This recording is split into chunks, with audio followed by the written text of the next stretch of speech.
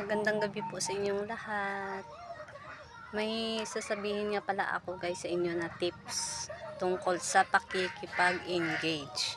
Ang tamang pakikipag-engage guys is kung sino man yang dumadaan dyan sa newsfeed nyo, big content creator man yan o small content creator, kailangan nyong makipag-engage.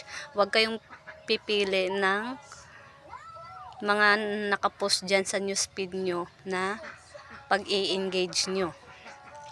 Kasi yung tamang pakikipag-engage guys ay yung mga dumadaan sa wall.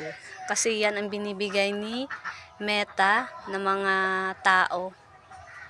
Sinusubukan ni Meta na kung ang mga taong yan is bibigyan mong pansin o hindi.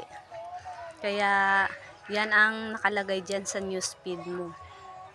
Kaya dapat guys, kung ano yung nakikita nyo dyan na mga nakapost, kailangan yung mag-react or mag-comment dyan sa nakapost na yan, sa mga newsfeed nyo dyan.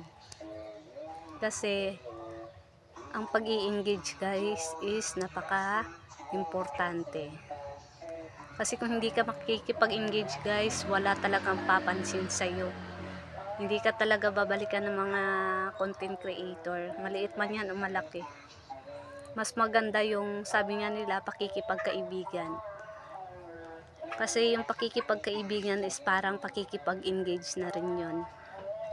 Kasi lalo na kapag nakita nilang suportado ka suportado mo sila, lagi kang nag-i-engage sa kanila.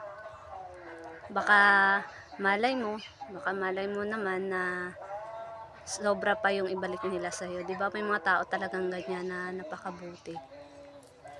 Na kapag todo suporta ka sa kanila, talagang babalikan ka nila ng sobra. Kaya wag po tayong pipili ng mga taong pag-i-engagehan natin. Ang tamang pakikipag-engage, kahit hindi ka na mag-share, basta't naka-react at naka-comment ka sa kanyang post. Yon ay ang tamang pakikipag-engage.